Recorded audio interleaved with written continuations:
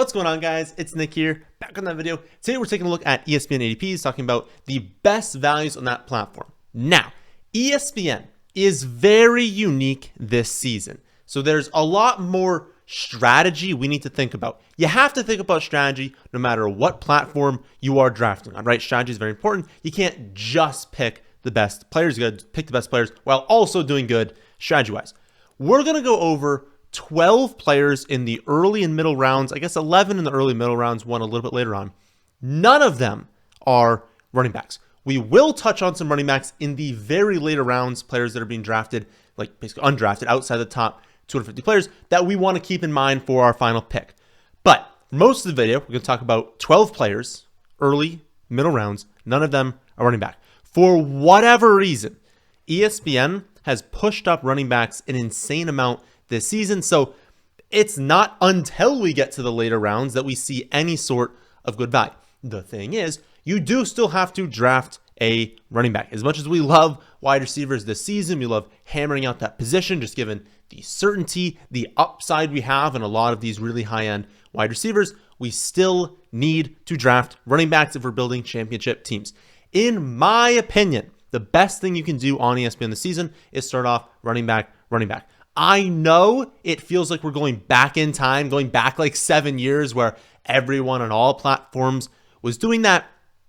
And it's going to feel kind of gross given how well early round wide receiver did last season. But again, we're going over 12 elite values on ESPN. None of them are running backs. At a bare minimum here, you have to draft a running back in the first 2 rounds on ESPN.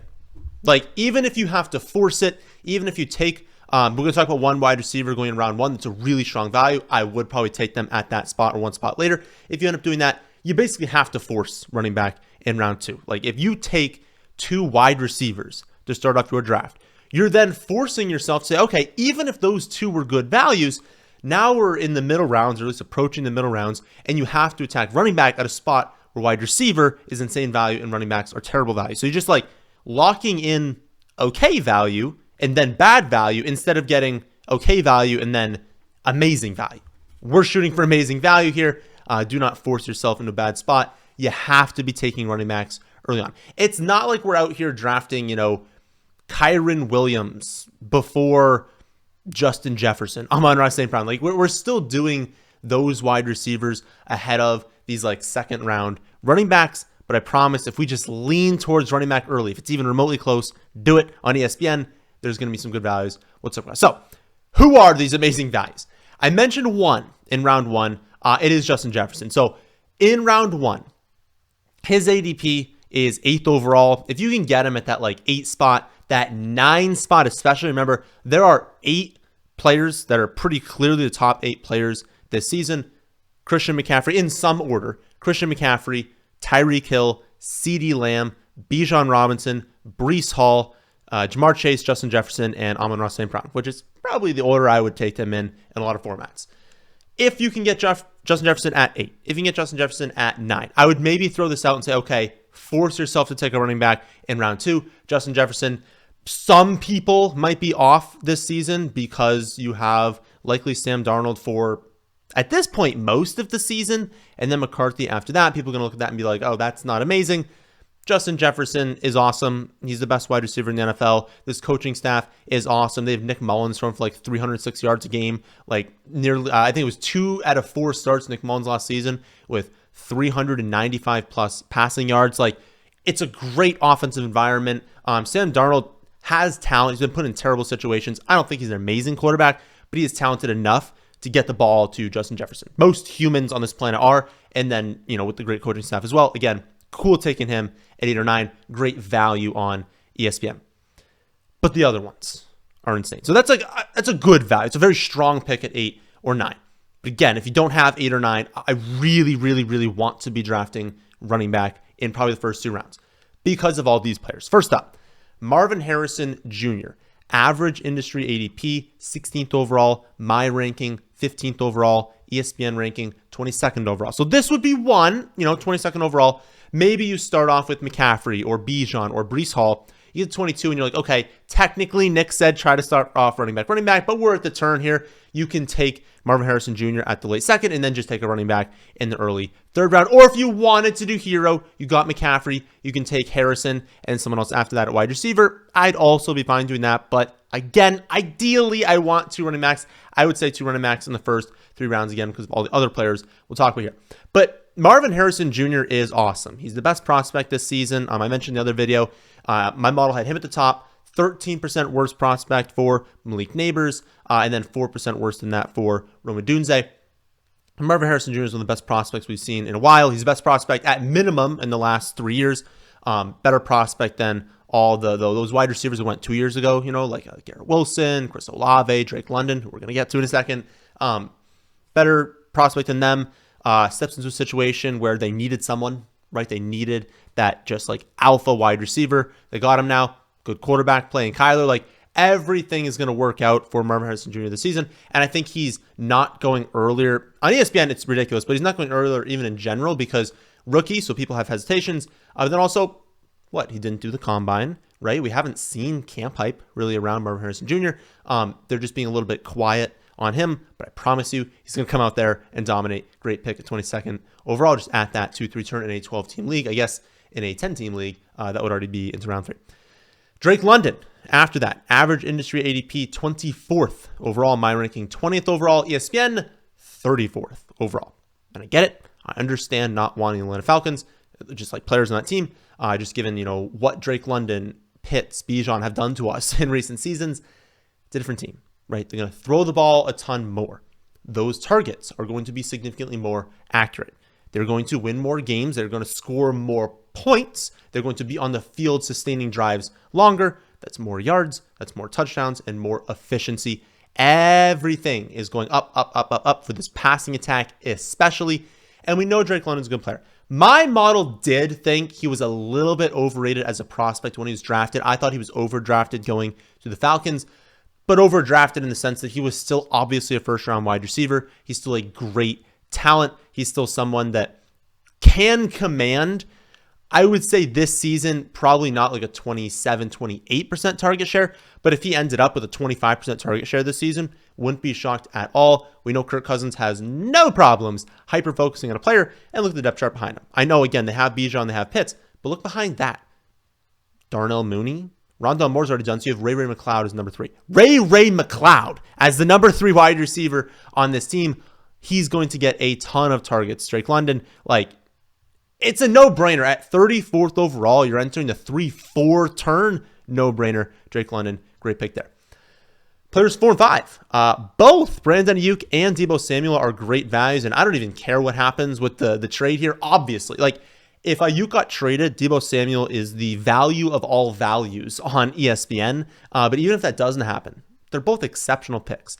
Average in the industry is 27th and 30th overall for Aiyuk and Deebo. My rankings have them 25th and 27th. ESPN 41st and 42nd. Imagine being able to take Deebo Samuel 42nd overall and then Aiyuk getting traded. And again, even if it doesn't happen, they should not be going 41st and 42nd overall. All outcomes here are great. Obviously, the peak outcome for Deebo Samuel is Aiyuk getting traded away, but it doesn't even matter. Even if they both stay on this team, even if Aiyuk gets traded to the Steelers, these are good values for these two players. Exceptional wide receivers, exceptional weekly upside. We know their roles are locked in. We know their target shares are locked in. We just know with 100% certainty that these are phenomenal players who are going to have good seasons unless they get hurt. And you always want to throw out injuries because every single player in the NFL could get hurt. Great picks. And at 41, 42, you don't even have to worry about any sort of risk with the trades. Cooper Kupp. After that, average in the industry is 35th overall. My ranking 22nd overall. You guys know I love Cooper Kupp this season. ESPN 45th overall player. That's a crazy value. Again, I'm not concerned at all about the Puka injury. The Puka injury is not why I'm ranking Cooper Kupp high. It's that I genuinely think Cooper Kupp could out-target Puka Nacua this season, so I want to make them a lot closer in the rankings. Cooper Kupp's immensely talented. He had one of, if not the best seasons ever. Then he opens the next season, half of it, honestly on pace for an even better season. Then he has a high ankle sprain, misses the rest of the year, banged up all of last year. He hasn't been healthy. since having the Triple Crown run and then setting up for another Triple Crown run the next season, something that you just don't see very often. Just had a few injuries since then, but he's good to go now. Like, could he get hurt? Yes. Is he probably a higher chance of getting hurt than a lot of other receivers? Yes.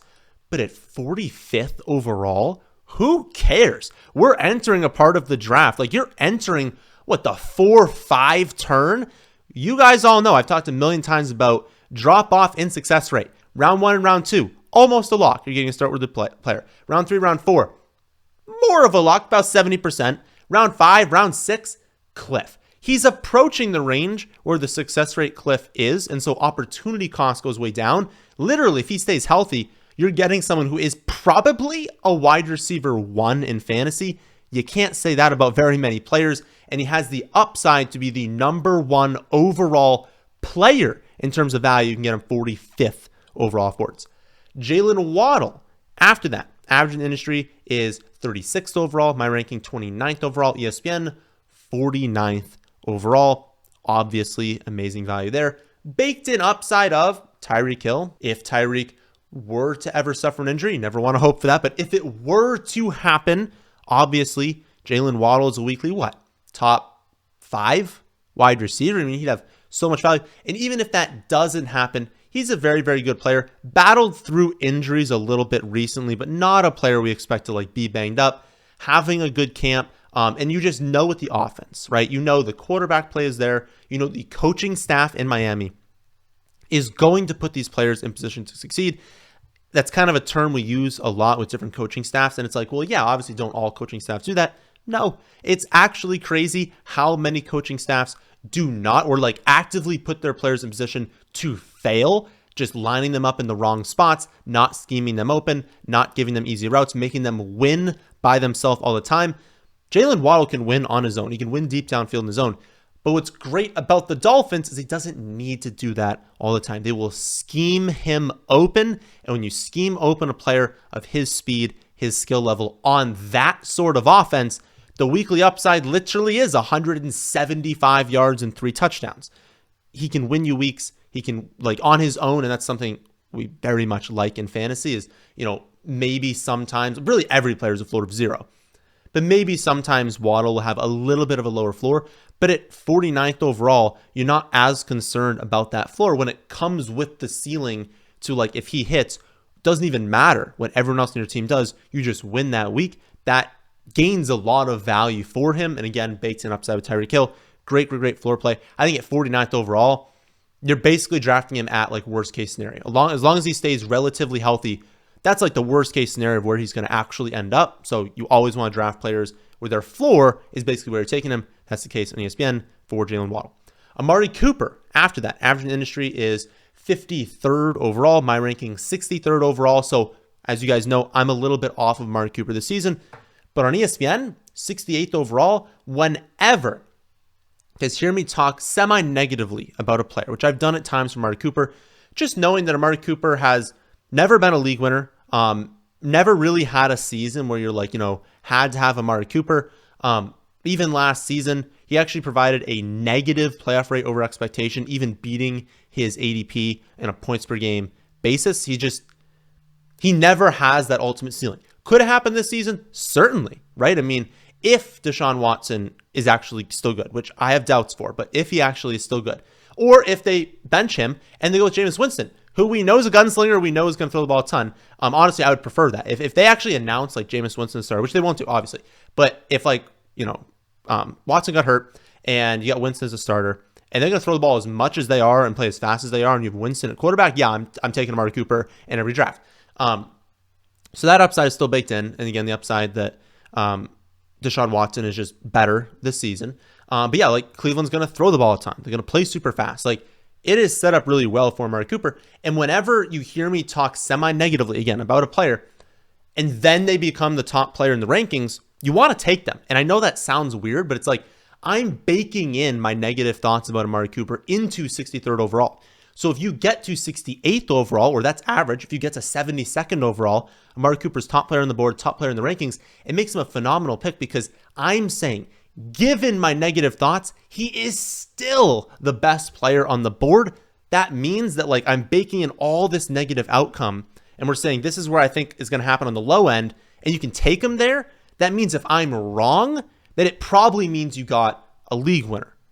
Always want to do that. So again, if you hear me talk bad about a player and you're like, oh, Nick doesn't love him, but they become the top player by ADP and the top player in my rankings, you want to draft them because if I'm wrong, it's an amazing pick. And if I'm right, it's still the best pick on the board. Kyler, next up, average in the industry, 66th overall. My ranking, also 66th overall. ESPN, 76th overall. Not like a crazy value, but I like Kyler Murray this season. I've mentioned, obviously, they got Marvin Harrison Jr. They kind of shored up the running game. They have James Conner, but now they have Trey Benson behind him, who, if Conner went down, they're not going to be like terrible on the ground. I do still think Conner is the starter of the season. But Trey McBride in year 2, finally going to utilize Greg Dortch. Greg Dortch is an awesome wide receiver and someone we will talk about for one of those like late round flyers. Finally going to use him. He's going to be highly efficient. Michael Wilson taking a step forward this season, adding Marvin Harrison Jr., like replacing just absolute scrubs that they had last season. I mean, really, Michael Wilson was like their top receiver last season because, Marquise Brown was like not really healthy for a large part. He missed, a huge chunk late in the season. For a lot of the time, it was Michael Wilson, which is obviously not great. And for virtually all the time with Kyler last season, you had that. And then also Kyler just wasn't fully healthy last season, right? He couldn't make cuts like normal. Makes sense. He was coming off the torn ACL. They didn't want him to be going full throttle. Finally making all these cuts, finally 100% healthy, huge upgrades on offense. He has a ton of upside. And honestly, if you look at Kyler's career, in the games where he's actually fully healthy, not in the injury report, he's like one of the best fantasy quarterbacks of all time. Like if he can stay healthy this season and hit like an 80th, 90th percentile outcome, he could dominate. And so if you can also get him at a discount on ESPN, that is a great pick to make. Christian Kirk, average in the industry, 69th overall. My ranking, 60th overall. ESPN ADP, 87th overall. I haven't been huge into Christian Kirk this season. I would say on Underdog, I've probably drafted him in like 5% of leagues. So if your average is 8.3%, I'm a little bit behind average in drafting Christian Kirk. Now, his ADP has shifted down a little bit, so I'm getting a little bit more right now, but it hasn't shifted down to 87th overall. That's such a sick value for him. I get people's concern, and honestly, this is why I haven't taken a ton of him, as I get the concerns around Gabe Davis and around Brian Thomas Jr., right? Two players who are clearly outside wide receivers. That's probably going to kick Christian Kirk into the slot more often. So when they go to two wide receiver sets, there is a risk that it's mostly Brian Thomas Jr. and Gabe Davis on the outside. And if you're not on the field, you can't get receptions. But I think they know, like, if we just started the season right now, Christian Kirk's their best wide receiver. So I don't know that that's actually going to happen, that he's not going to be on the field in a lot of two wide receiver sets. I just feel like they're going to get him on the field. He's their best receiver. We know what Gabe Davis is. I know Gabe is getting some hype right now, but we know Gabe Davis is not that good of a wide receiver. We know Brian Thomas Jr. is a great deep threat. We don't know if he can develop into like a consistent, man beater on the outside. And if they're actually going to open the season with Gabe and Brian Thomas Jr. as their 1 and their 2, and they open two wide receiver sets, I don't really know how open they're going to get consistently. And so I feel like they might start off with that or something, but then realize that like Gabe should not be your number 2 on the outside. Maybe they start off a little bit inefficient and they throw Kirk back in there, or maybe they just start the season with him on the outside and people can stop panicking. But I think he's still going to have a strong role in this offense. I think he is still their best wide receiver. He is still clearly the one I would want to take first, so 87th overall. That's a great value. Rome Odunze, average in the industry is 90th overall. For me, he's 81st overall. ESPN ranking, 113th overall. I've given my take a lot on this Bears offense in that if I were just straight up drafting, it is DJ Moore, then Keenan Allen, then Rome Odunze in terms of rankings. But in terms of value, for how early you have to take DJ Moore, knowing that Rome Odunze can be sitting there at 113, Odunze is still my favorite pick. Phenomenal wide receiver. I mentioned before, Marvin Harrison Jr. best prospect this season, 13% worse prospect for Malik Neighbors, only 4% worse from Malik Neighbors down to Rome Odunze, but there's a significant ADP drop when you're making that change. He's a great wide receiver. People are going to realize that. They're going to watch this kid play in like week 3, week 4, week 5, and they're going to be like, oh my goodness, this is a player who is clearly capable of being like a 2nd or a 3rd round pick next season. Do I think it happens in week 1, 2, 3? I'm not sure. Like, honestly, I just don't know the answer to that. I think that he's a good enough deep threat to where like maybe in one of those weeks he can just hit deep and people can kind of see it earlier on. But I think as we work our way to the middle part of the season, as we work our way to the later portion, he's going to really, really start to break out. And if you can just hold on to him at that 113 spot, man, is he going to really, really provide a return on that investment. Final player before we get to the later round options is Jared Goff, which is kind of a later round option, but probably shouldn't be. Average in the industry is 117. I have at 125. ESPN 144. So this is one where you guys know I want a top 11 quarterback this season that ends with Jayden Daniels. A clear top 11.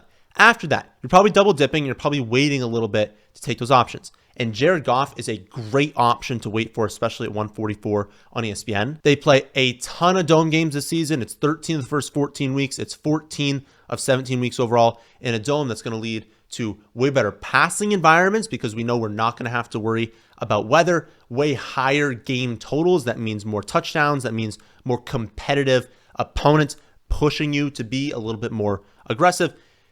He's already someone that throws for a ton of yards, a ton of touchdowns. He's not going to do anything with his legs, and that's why he's not in that top 11. But for where you're getting him, rock solid value. Definitely someone I'd love to like double dip on. If you want to take a shot on a quarterback, maybe you want to take a shot, honestly, Sam Darnold. I know that sounds weird. If you want to take Jared Goff and Sam Darnold, you start Goff in week 1, you start him for the early part of the season. But what if Sam Darnold goes out there and does like what Nick Mullins was doing, throwing for over 300 yards a game, into this offensive system that is just so good? You take a chance on that and then you trade one of them away. You could double dip on, maybe you want to take Purdy. Maybe you want to take Caleb Williams, right? You think Caleb Williams can break out. Maybe you think that Justin Herbert is still good and he's going to run more this season. Like, just take a shot on someone you have a feeling about, plus Jared Goff, and then you've got the stability of Jared Goff. You know he's going to be productive. You took a shot on that other quarterback. They don't work out. Doesn't matter. Cut them. You can stream the best options. But, Jared Goff at 144 is sweet value. Okay. Close the video. I want to touch on some players that are ranked super low on ESPN that you probably have to scroll for to see. People are not going to consider them because you're going to have to move so far down in the rankings. People are just going to take the top players and not going to consider these guys. So everyone we talk about here is going outside the top 230 picks. Keep in mind, we're not reaching for these players at like pick 100, right? We're reserving our like last pick, our second to last pick for these players, at least last and second to last like bench picks, because we're always keeping defense and kicker for the last 2 rounds. But just keep in mind, don't panic in the later rounds. You're like, oh no, there's not going to be any skill players left. There will be. So Jahan Dotson on ESPN going 231. My ranking, he's going 140th. Ricky Pearsall on ESPN 238. My ranking 149. Everyone else I'm about to mention going outside the top 250 players on ESPN. Josh Downs, I'm at 151. Braylon Allen, great handcuff, great high upside bench running back. I'm at 157. Khalil Herbert, I have at 163. Bucky Irving, 164. Michael Wilson, 170. And then Greg Dortch, 186. So definitely like write those players down. Keep them in mind as you get into the final rounds on ESPN. Understand that entire list are very, very strong players to draft with your final bench spot, or like maybe 2 of them for your last 2 bench spots. It's totally fine if you get into the final rounds and you're like, well, Nick, I don't even have to go to your 140s because there are players going at 110, 112 in your rankings that are available in the last round. Fine, go with them. But especially if you're in, a 12-team league with deeper benches, you're in a 14-team league, if you have to get into later rounds, you have to scroll down. Those are players that are being ranked very, very lowly on ESPN. Obviously not a bunch of, running back and wide receiver ones, but players who are going undrafted that should not be going undrafted. So keep that in mind as you approach the final rounds. And again, I just want to reiterate on ESPN. It's a unique platform this season. Wide receiver value is just absurd when you get into round 3, 4, 5, 6, 7, 8. Obviously, you can't draft a wide receiver in all of those rounds, and I like some of the tight ends. I like some of the quarterbacks as well, but I don't like the running backs in that range. And so you really want to be starting off. My goal would be to start off running back, or at a minimum, leave round 3 with 2 running backs. Definitely at a minimum. You got to leave the first or second round with running back. You're going to lock yourself into a box if you go wide receiver, and you're going to be forced to attack running back at a spot where wide receiver is easily the best value. So hope that helped anyone out who's drafting on ESPN this season. If you want to see my exact rankings in every scoring format, along with my detailed projections for every player, see that on my website, thefantasyfootballadvice.com. If you watched this far, be sure to leave a like. If you are new here, hit subscribe as well. We have a new video every single day. I'll be back tomorrow to go over the most important news from the last week. But that'll do it for this one. And thanks for watching.